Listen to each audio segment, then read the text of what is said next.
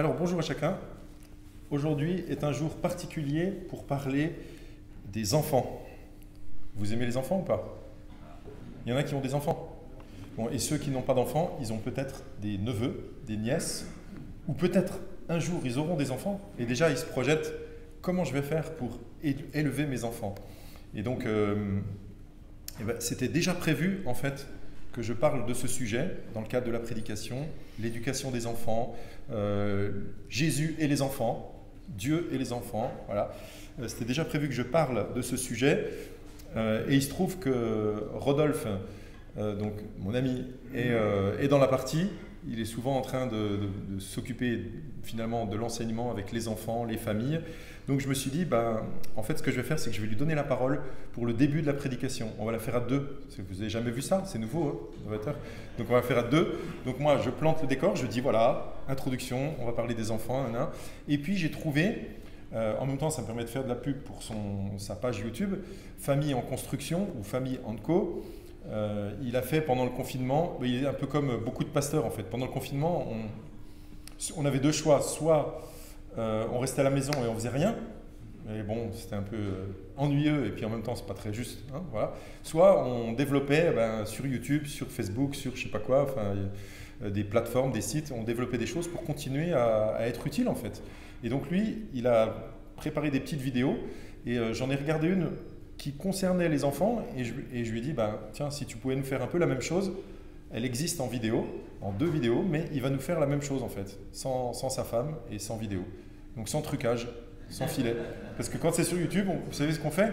Quand il y a une erreur, on coupe et puis on passe à la suite. Et là, si c'est loupé, tant pis. Hein, voilà. Donc Rodolphe, pour quelques minutes, nous parle de ce sujet. Merci.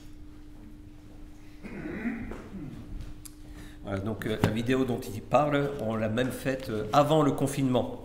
En fait, avant que tout arrive, justement, en décembre 2019, on avait commencé avec notre épouse à mettre en place des vidéos, à se mettre en scène, un peu comme scène de ménage, et parler de sujets très sérieux d'une manière humoristique et très tranquille. Mais là, je ne pourrais pas le faire, je n'ai pas mon épouse, je ne vais pas faire le comique. Il paraît qu'un pasteur, c'est pas un comique, c'est quelqu'un de sérieux. Donc, hein. Mais juste, j'ai lu quelque part où quelqu'un l'a dit, j'ai pas noté la référence, peut-être que vous le savez, c'est que l'éducation des enfants, c'est une affaire tellement importante qu'il faut surtout pas la laisser entre les mains des parents. J'ai entendu ça, et puis écrit, et certains au niveau du gouvernement le croient sincèrement et sérieusement, au point que c'est l'école, c'est des éducateurs, ce sont des professionnels qui doivent prendre en main l'éducation des enfants, parce que les parents ne sont pas formés pour ça. Et c'est vrai, un enfant arrive, personne m'a formé pour être parent, pour devenir parent, pour s'occuper de cet enfant qui est fragile, et puis avec tout ce qu'on me dit autour de moi, donc ça veut dire que je dois être quand même formé en psychologie, développement de l'enfant, je dois être quand même être au top dans des moyens pédagogiques, dans de la communication non violente bien sûr, hein, puisque c'est ça qui est important, dans tout ce qui est une éducation non violente, bienveillante, dans être capable de comprendre les signes que l'enfant m'envoie lorsqu'il se met à pleurer alors qu'il a 2 mois, et se dire comment je vais comprendre les pleurs de cet enfant, vite un livre. Et il y a une pression qui est réelle, qui fait que souvent on se dit je suis un mauvais parent. Souvent voilà, c'est ouais, mais je regarde mes voisins, ils sont tous sourires là, j'ai l'impression que tout leur réussit, et moi je suis le mauvais parent du coin, je fais tous mes efforts, et en plus en tant que chrétien, voilà, moi je connais le commandement, tu aimeras ton prochain comme toi-même, bien aime ton enfant, ton épouse, ta famille, et puis je vois que j'y suis pas du tout, hein, j'y suis pas du tout, je suis mauvais. Alors je vais vous rassurer de suite, vous avez raison, vous êtes mauvais, je suis mauvais. De toute façon Jésus l'a dit. Il l'a dit, et là j'ai un texte sous les yeux, c'est dans Luc 11, verset 11, même avant il parle de la prière justement, demandez, on vous donnera, et au verset 11 il dit, Quel est parmi vous le père qui donnera une pierre à son fils s'il lui demande du pain? Ou s'il demande un poisson, lui donnera-t-il un serpent au lieu d'un poisson? Ou s'il demande un œuf, lui donnera-t-il un scorpion? Si donc, méchant comme vous l'êtes, et la version Semeur dit mauvais comme vous l'êtes, vous savez donner de bonnes choses à vos enfants, à combien plus forte raison le Père Céleste donnera-t-il le Saint-Esprit à ceux qui lui demandent? Bon, ben Jésus l'a dit, donc c'est vrai, mauvais comme vous l'êtes, donc j'accepte, je suis, oui, un mauvais parent, je l'assume, je l'accepte, et j'arrête de mettre la pression pour être le bon parent, l'excellent parent, le parent modèle, le parent qui réussit tout, le parent qui aime ses enfants et en tant que mari ou en tant que femme qui aime son conjoint, sa conjointe. Non, j'accepte, je suis mauvais, Jésus l'a dit. D'ailleurs, ce mot mauvais, pour préciser un petit peu, il a deux sens. Le premier, c'est mauvais dans le sens pécheur. Je le sais, le péché est attaché à mon cœur. Et devant le commandement « tu aimeras ton prochain comme toi-même », je sais que dans cet amour, je ne serai jamais à la hauteur de l'amour de Dieu. Je ne serai jamais dans la perfection, je n'aimerai jamais parfaitement, il y aura des défaillances, je le sais. Je sais aussi que par rapport à ce mot mauvais, eh bien, il y a le sens de défectueux. On se construit tous à partir de nos blessures. Et c'est ça qui est terrible. On n'est pas construit uniquement dans le bonheur, la joie, et tant mieux si ça existe dans les familles, et c'est vraiment présent. Moi, personnellement, ça n'a pas été mon enfance. Mais ce qui est terrible, c'est que ce sont nos blessures qui nous construisent dans ce que nous sommes aujourd'hui, ça on le sait. Et la réalité, c'est que je suis défectueux parce qu'il y a certains éléments qui, lorsque ça me pique, eh bien, ça peut soit me faire monter dans les tours, soit me faire m'apitoyer sur moi-même. Et ce qui est terrible avec les enfants quand on est parent, c'est qu'ils savent toucher là où ça fait mal. Mais ils ne le font pas d'une manière consciente, hein, pas volontaire, ils ne sont pas méchants en disant « Attends, je vais te... » Mais ils réactivent en nous finalement des blessures qui sont là, des dysfonctionnements personnels, et ils réactivent en nous des trucs, et l'enfant, on a l'impression qu'il nous veut du mal alors que ce n'est pas vrai. Non, c'est nous qui sommes défectueux dans notre fonctionnement. Mauvais comme vous l'êtes, je l'accepte, mais ça ne veut pas dire que c'est une fatalité, parce que Jésus dit mauvais comme vous l'êtes, mais vous savez quand même donner de bonnes choses à vos enfants. Ah, c'est rassurant, c'est rassurant. Ben oui, puisque Jésus est là, pas pour nous casser en disant mauvais que tu es, ben voilà, va-t'en, je te jette, t'es défectueux, je te jette à la poubelle, t'es pécheur, je te tourne le dos. Non, il est là à dire, le Père te donne son esprit. Quand je crois en Jésus comme on l'a chanté, oui, j'accepte, je sais que par nature, je suis défectueux, je suis pécheur, mais la grâce de Dieu demeure et Jésus est avec moi. Dieu le Père est avec moi par son esprit qui me donne, et il me dit, allez, relève-toi, même si tu estimes être un mauvais parent, je te dis que tu es capable de donner de bonnes choses à tes enfants. Et c'est rassurant de dire, ah oui, malgré tout, je peux bien éduquer mon enfant, malgré tout ce que je peux me dire, je peux apporter à mon enfant ce qui lui convient. Jésus met en avant trois choses dans cette version de la Bible. Dans une autre version, il n'y a que deux choses. Il parle du pain, de la pierre, poisson, serpent, œuf, scorpion. Dans quel camp on se trouve vis-à-vis de nos enfants? Le camp des œufs, le camp des scorpions. Quand il dit méchant comme vous l'êtes, mauvais comme vous l'êtes, si votre enfant demande du pain, vous n'allez pas lui donner une pierre. Et oui, juste quelques pistes de réflexion rapides là. Vis-à-vis de mon enfant, pour reprendre cette image, pain, pierre. Le pain, c'est quand même plus digeste qu'une pierre à manger. Alors il y a des histoires où dans le ventre du loup on met des pierres. Il y a une histoire comme ça là pour les enfants. Bah ouais, c'est sûr que la pierre ça l'a pas aidé.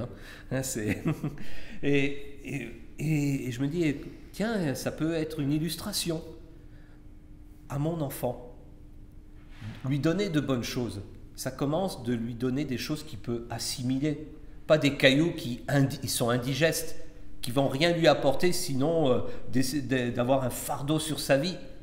Et c'est bien d'être au courant de cela, de se dire, eh bien, à mon enfant, la bonne chose que j'ai à lui donner, c'est quelque chose qu'il est capable d'assimiler et de digérer.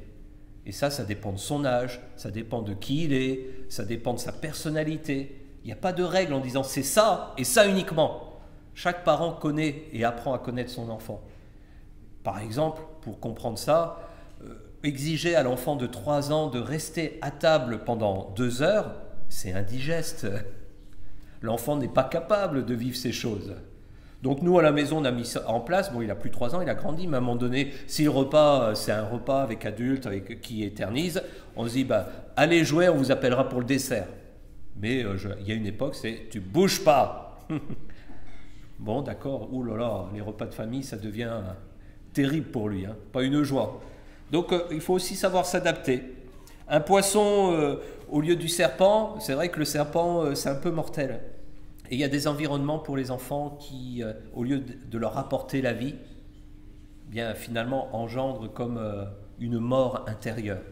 Et c'est là aussi nos réflexions en tant que parents, c'est de dire, est-ce que mon environnement suscite la vie, la vitalité chez mon enfant, ou finalement est-ce qu'il est en train de s'éteindre par rapport à l'environnement que je lui propose? Je ne rentre pas plus loin parce que je n'ai pas le temps de rentrer plus loin, mais je reviens à cette dernière image, l'œuf, le scorpion. Le scorpion, on ne va pas parler de mortel, mais plutôt de souffrance. Faisons tout justement pour apporter à notre enfant, le nourrir de choses qui lui font du bien, dans le sens qu'il sache le consoler, sache le mettre dans un contexte aussi de bienveillance, de bonté. C'est Stéphane, là, hier, il rappelait une parole, Père, n'irritez pas vos enfants, par exemple. Et oui, il y a des attitudes, des réactions qui font qu'on suscite de la souffrance, de l'amertume dans le cœur de l'enfant, au lieu de l'amener à être consolé, à être apaisé. Alors, Jésus donne ces 3 images, je me suis dit, c'est intéressant pour nous, mauvais comme on l'est, on s'est donné de bonnes choses. Et finalement, l'essentiel dans tout ça, c'est ce que Jésus dit dans cette image de la prière qui précède ce passage, par rapport à cet ami qui importune, qui est importuné là, et en disant voilà, j'ai besoin. Et il dit, bien l'important, c'est il se lèverait à cause de son importunité, non, et lui donnerait, et lui donnerait tout ce dont il a besoin. Je ne lis pas le verset comme ça, mais voilà. Et finalement, le plus important, donner de bonnes choses à ses enfants, c'est leur donner ce dont ils ont besoin au moment où ils en ont besoin. Et ça demande d'être attentif à leur écoute, ça demande du temps, d'être avec eux. Le but, c'est pas de leur donner ce que j'ai envie, c'est vraiment de leur donner ce dont ils ont vraiment besoin. Et je dis Amen.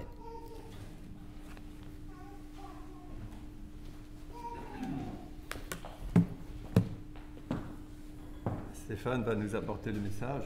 La suite du message. Le message, exactement. Ça m'a beaucoup intéressé ce que vous avez partagé, frère, parce que j'étais moi-même directeur d'établissement de protection de l'enfance. Et souvent, j'entendais cette phrase de la part des éducateurs, des psychologues, les parents ont démissionné. Mais je pense que bien souvent, on les a démissionnés. Les enfants dans les foyers sont bien plus souvent soucieux de ce que deviennent leurs parents. Un parent peut être en prison, un parent peut être à l'hôpital. Et finalement, des enfants, des jeunes, des adolescents se préoccupent donc plus de leurs parents et ne pensent pas à eux-mêmes à se construire et à profiter, je dirais, de tout ce que les éducateurs et les thérapeutes peuvent leur apporter. Voilà. Donc cette parole de Jésus concernant les enfants, elle est forte. Elle est forte. Stéphane. Alors un autre texte de l'Évangile où Jésus parle des enfants. Et vous savez, c'est cet épisode où des gens amènent des enfants vers Jésus. Et tout le monde peut-être se rappelle de la réaction des disciples. On va le lire ensemble, c'est dans l'Évangile de Marc au chapitre 10.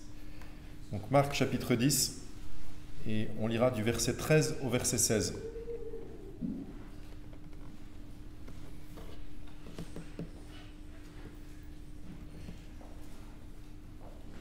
fait, ce sont, le texte que Rodolphe a choisi et le mien, ce sont de petits textes de l'Évangile.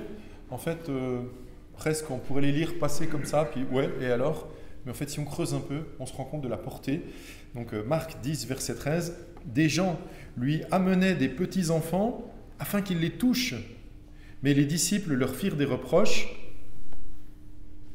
Voyant cela, Jésus fut indigné et leur dit, « Laissez les petits-enfants venir à moi et ne les en empêchez pas, car le royaume de Dieu est pour ceux qui leur ressemblent. Je vous le dis, en vérité, celui qui n'accueille pas le royaume de Dieu comme un petit enfant n'y entrera pas. » Puis il les prit dans ses bras et les bénit en posant les mains sur eux. Alors des gens qui amènent des enfants vers Jésus, c'est normal. Les gens ont entendu parler de Jésus, vous savez, ça fait déjà un moment que Jésus fait des miracles, des choses incroyables. Il a guéri des tas de gens et c'est normal de présenter son enfant à Jésus. D'ailleurs, aujourd'hui aussi, imaginez que vous avez une célébrité, choisissez qui vous voulez, ça y est, vous avez choisi un président, un chanteur, je sais pas, un joueur de foot ou quoi, qui se promène dans la rue. Si des gens le reconnaissent, c'est pas rare qu'ils viennent, qu'est-ce qu'ils ont envie? Embrasser, faire un selfie, un autographe, ou en tout cas être avec en fait. Mais quand Jésus voit ses enfants venir, les parents, ils ne viennent pas simplement pour être touchés dans le sens tiens, je t'ai touché, touche, touche. C'est pas juste pour ça, c'est pour autre chose en fait. Ils espèrent autre chose. Je ne sais pas si vous vous rappelez, dans les évangiles, j'ai regardé, je savais, mais j'ai fouiné un peu pour voir le nombre de fois en fait où Jésus touche des gens. Et en fait, quand il les touche, c'est pas simplement l'action de toucher, mais c'est l'action de prier. En fait, il y a des endroits où c'est marqué toucher, il y a des moments où c'est marqué il leur imposa les mains. En fait, imposa les mains, ça veut dire il pose ses mains sur eux et il les guérit en fait. Par exemple, dans un passage parallèle, vous savez qu'il y a des évangiles où les histoires des fois sont les mêmes mais racontées à un autre moment. Il y a un passage parallèle à ce qu'on vient de lire. On était dans Marc 10, dans Matthieu chapitre 19, on trouve « Alors des gens lui amenèrent des petits-enfants afin qu'il pose les mains sur eux et prie pour eux. Mais les disciples leur firent des reproches. » Vous voyez, les gens amènent bien leurs enfants pour que Jésus prie pour eux. Les gens savaient que Jésus guérissait, priait et qu'il y avait eu des miracles quand il posait les mains sur les gens. Marquez même des fois, Jésus, il n'a pas posé les mains sur les gens. Des fois, c'était à distance et les gens étaient guéris.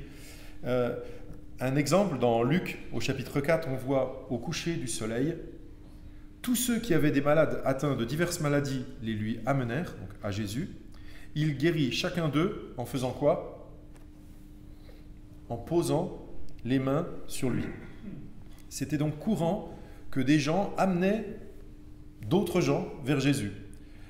Et c'est un peu comme si, par exemple, là, il y avait quelqu'un qui disait « Viens, viens, on va lui demander qu'il impose les mains, qu'il te touche. » Et donc, en fait, ils étaient là, ils avançaient. Et donc, il y a même un jour, un homme qui a eu une foi plus grande que les autres. En tout cas, moi, je trouve. Je ne pense pas que j'aurais fait ça. Et je me dis, mais c'est incroyable la foi qu'il a eue. On trouve ça dans l'évangile de Matthieu, au chapitre 9. Tandis qu'il leur adressait ces paroles, donc Jésus était en train de parler à la foule, un chef arriva, se prosterna devant lui et lui dit « Ma fille est morte il y a un instant. » Vous avez bien entendu, morte. « Mais viens, pose ta main sur elle et elle vivra. » Sacrée foi, hein?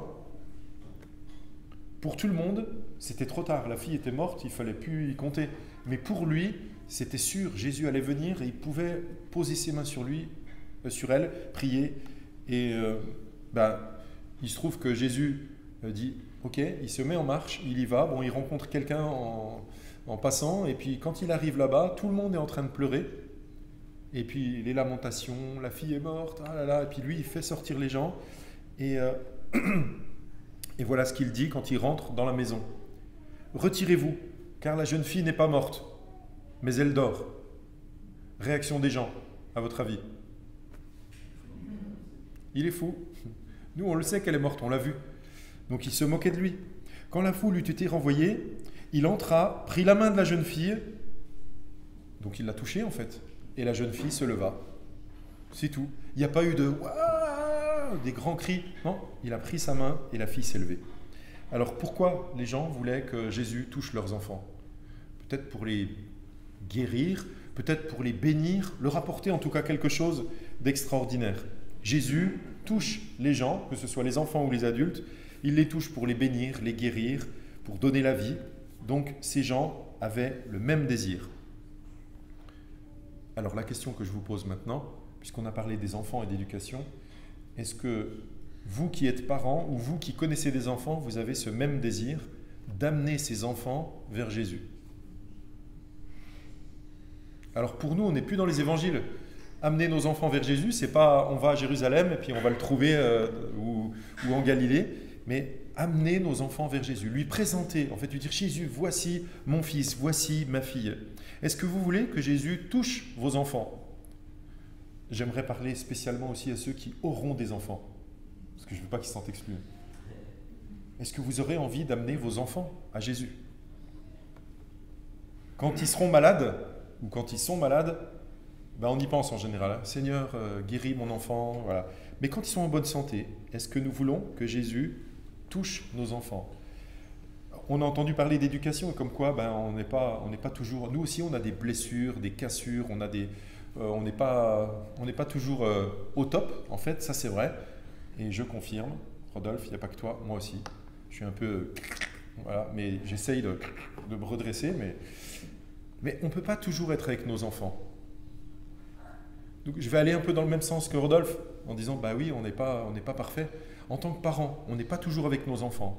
On peut essayer de mettre en place des choses pour les aider, pour les aimer. On peut essayer de leur donner, vous avez déjà entendu cette expression, remplir leur réservoir d'amour.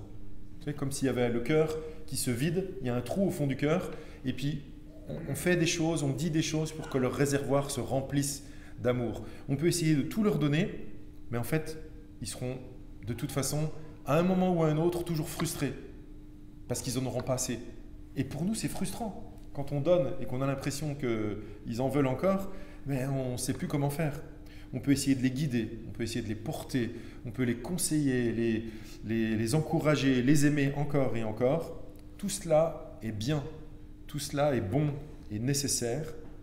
Mais si nous avons goûté l'amour de Dieu, si nous avons goûté que Dieu nous aime, qu'il nous a pardonné nos péchés, eh bien nous avons envie, nous aussi, de faire plus que tout cela, mais d'amener nos enfants à Jésus.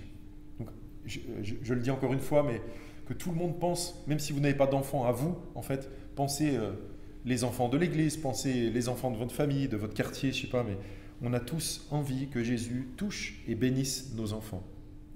Alors, si c'est notre cas aussi, la réaction des disciples nous choque. Des gens veulent amener des enfants vers Jésus et les disciples leur font des reproches. Pourquoi ils font des reproches? Ben non, vous n'avez quand même pas dérangé Jésus, le maître, le rabbi, pour des enfants en fait. Ils avaient une fausse idée de la valeur de l'enfant, une fausse idée aussi de la nature du royaume de Dieu. À l'époque, les enfants n'étaient pas beaucoup mis en avant au niveau religieux ou social. Il y avait bien sûr les commandements de Moïse, Moïse avait dit « Ce que je t'enseigne, tu l'enseigneras à tes enfants ». Et donc tout juif était censé enseigner ses enfants sur les commandements, sur les hauts faits de Dieu, la sortie d'Égypte, la traversée de la mer Rouge, tout ça. Les enfants devaient apprendre tout ça. Est-ce que tous les gens qui étaient du temps de Jésus le faisaient sérieusement? Je ne sais pas. Mais en tout cas, pour eux, l'enfant, c'était apparemment pas prioritaire. Ils pensaient que Jésus avait mieux à faire que de s'occuper des enfants. Donc, ils disent, laissez Jésus, on va pas s'occuper des enfants.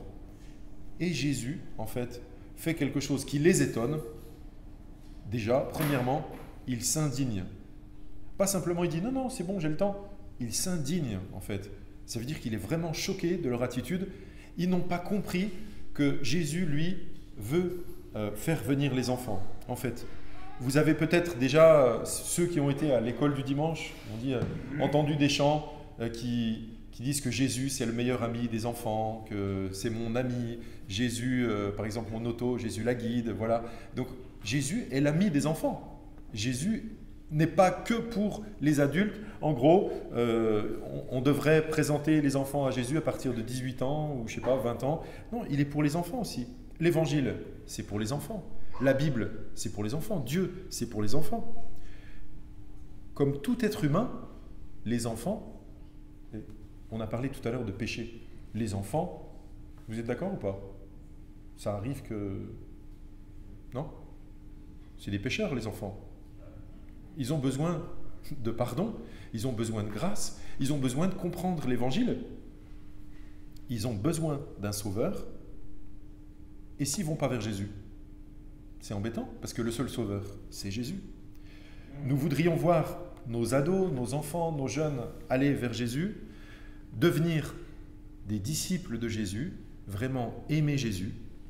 Et nous, qui sommes adultes, si nous savons combien c'est bon d'être aimés et pardonnés de nos fautes, lavés de nos péchés par Dieu, alors nous avons envie que cette chose-là, ça soit partagé par nos enfants aussi. Je ne sais pas si vous vous rappelez, là depuis la semaine dernière, on recommence à prendre la Sainte Seine. La Sainte Seine, ça nous rappelle que Dieu a envoyé son Fils Jésus-Christ mourir à la croix. Quand il meurt à la croix, c'est pour nous, pour que nous puissions, par la foi, par sa grâce, être lavés de nos péchés. Ça veut dire que moi qui suis coupable, je le sais. Moi qui suis incapable de satisfaire la volonté de Dieu, je le sais. Eh bien Dieu me lave. Il m'a déjà lavé, il me lave encore. Il me purifie. Par la foi, moi qui suis un pécheur, moi qui suis... Je ne le dis pas juste pour faire genre, hein. Je suis un pasteur, je suis un chrétien, mais je suis un pécheur aussi. Ben moi qui suis un pécheur, normalement, la seule attitude que je devrais avoir face à Dieu, c'est le repli, la cachette, fuir comme dans le jardin d'Éden quand ils ont péché. Mais je lis dans la parole de Dieu que nous avons un libre accès auprès du Père. Un libre accès, ça veut dire qu'en fait il nous a pardonné, il nous ouvre les bras. Vous avez entendu des fois dans la Bible, il y a des chants qui disent Saint, Saint, Saint est le Seigneur. Et si on entend ça, nous on devrait dire et moi, nul, nul, nul, ou alors pécheur, pécheur. Mais en fait, celui qui est saint, saint, saint, nous ouvre les bras, il nous accueille, comme ses enfants adoptifs. Il nous a tout pardonné. Tout cela, ça n'est pas que pour nous, c'est aussi pour nos enfants et pour les enfants de nos enfants. C'est ce que nous voulons pour eux. C'est vrai? J'espère. Hein? C'est ce que nous voulons. Alors, les disciples, ce jour-là, ont été un obstacle. Enfin, ils auraient pu, si Jésus n'avait pas été indigné, n'avait pas laissé faire. Mais ils auraient pu être un obstacle pour que les enfants ne puissent pas arriver vers Jésus. Non! Ne dérangez pas le maître, pas avec les enfants. Eh bien, j'aimerais vous poser quelques questions pour voir si il se pourrait quand même, bon, on est des mauvais parents, on l'a entendu, mais Dieu nous aime quand même, est-ce qu'il se pourrait qu'on soit un obstacle pour nos enfants, pour que nos enfants aillent vers Jésus? Est-ce que ça se pourrait que ce soit nous qui les empêchions, peut-être involontairement, mais qui les empêchions d'aller vers Jésus? Je vous dis quelques exemples, vous en trouverez d'autres. Hein. Plusieurs manières.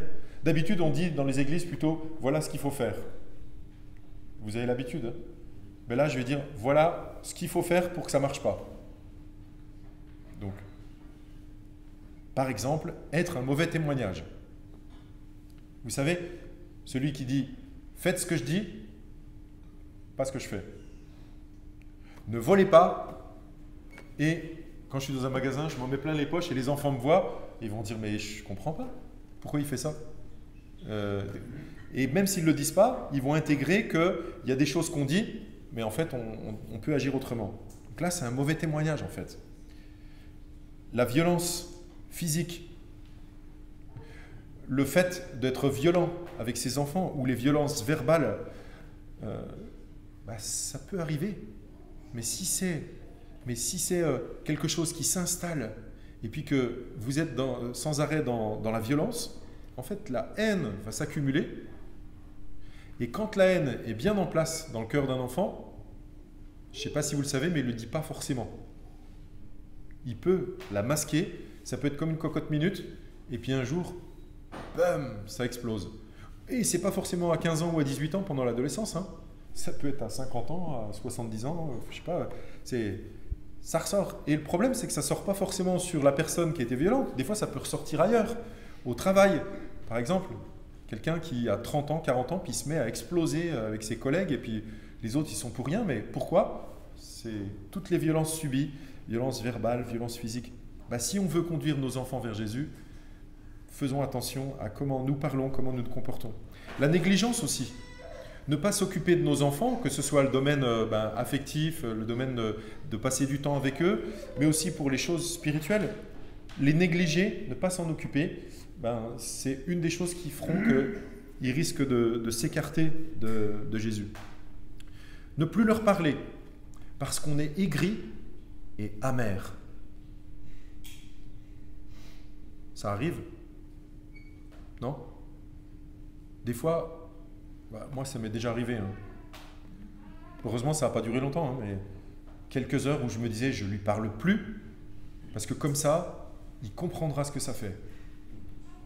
Et il va souffrir du manque d'affection. En fait, j'ai souffert vachement moi aussi.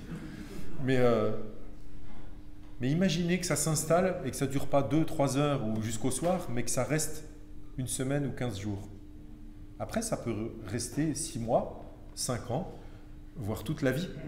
Et après, c'est très dur, par exemple, d'aborder un sujet spirituel, émotionnel, ou quelque chose comme ça, avec nos enfants, si on est dur, intransigeant.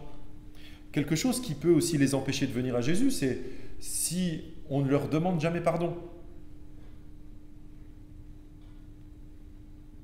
En tant que parent, en tant qu'être humain, on est pécheur, on le sait très bien. On fait des choses qu'on ne devrait pas, on a des dérapages, on va dire. Si on dit jamais « je reconnais mes torts, je m'excuse, je te demande pardon », on donne un exemple qui est mauvais et l'enfant, il va se construire en faisant la même chose en fait. Ou alors, en tout cas, il va voir, il va dire il dit ça, mais il ne le vit pas. Il va entendre des choses à l'église, il va dire de toute façon, mon père, ma mère, c'est pas pareil. C'est pas du tout ça.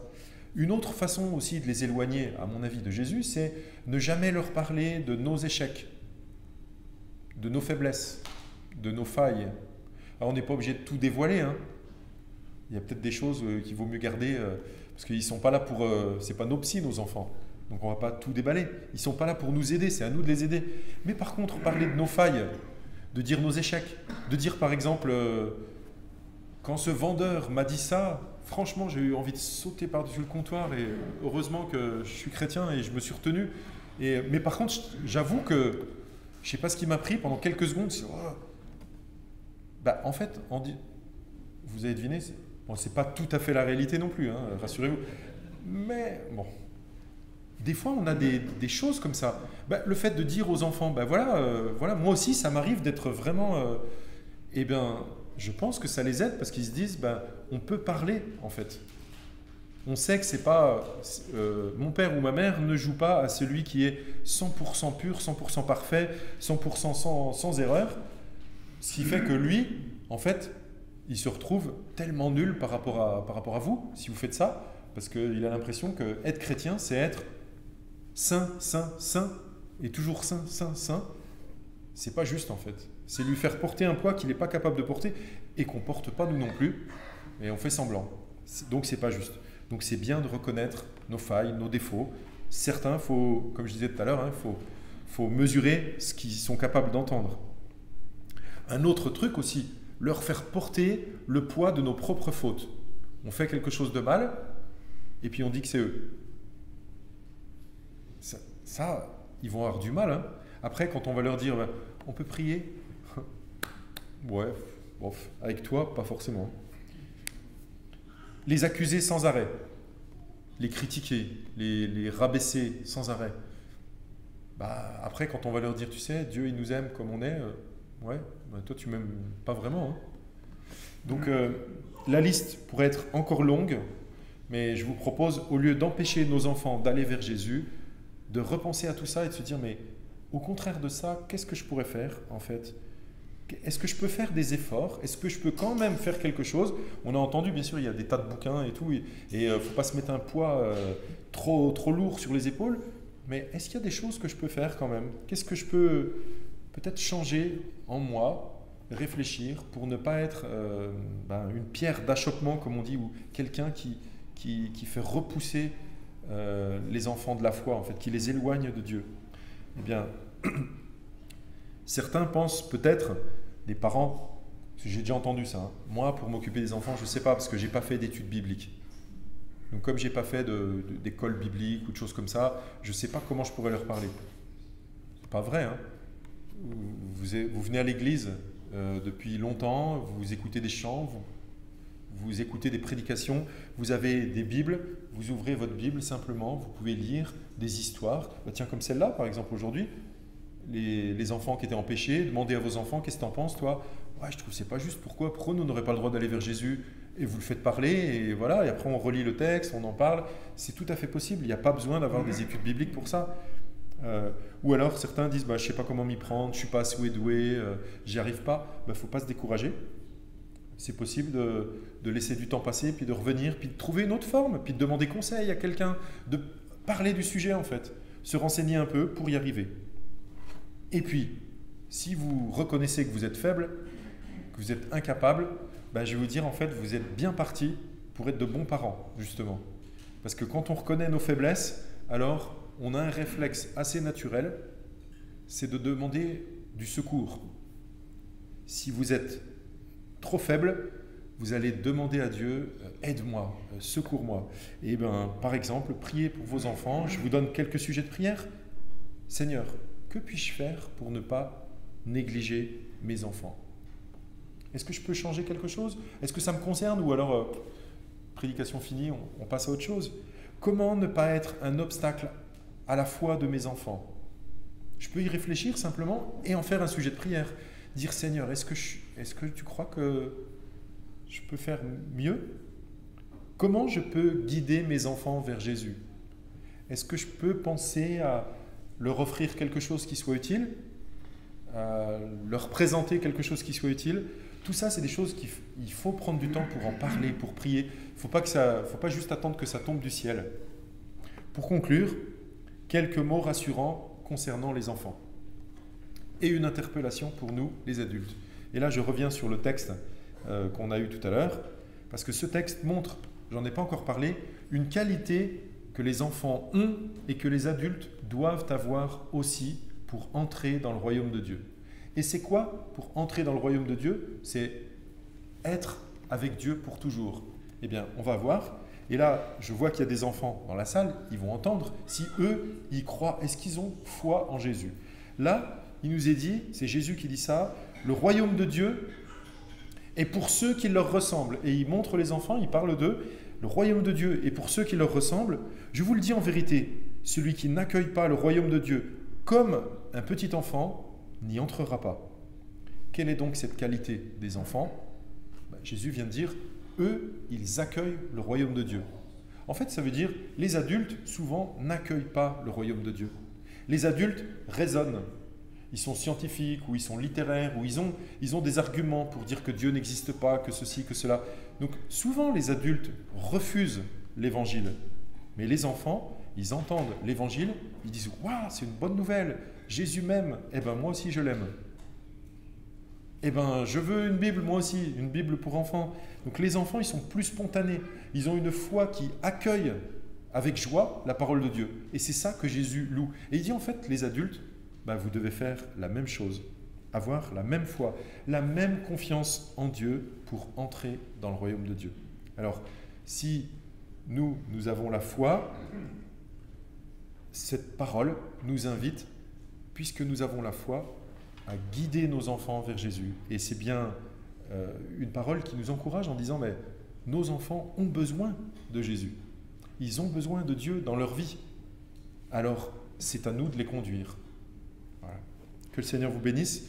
Si vous avez, suite à cela, envie de parler avec quelqu'un, faites-le avec qui vous voulez.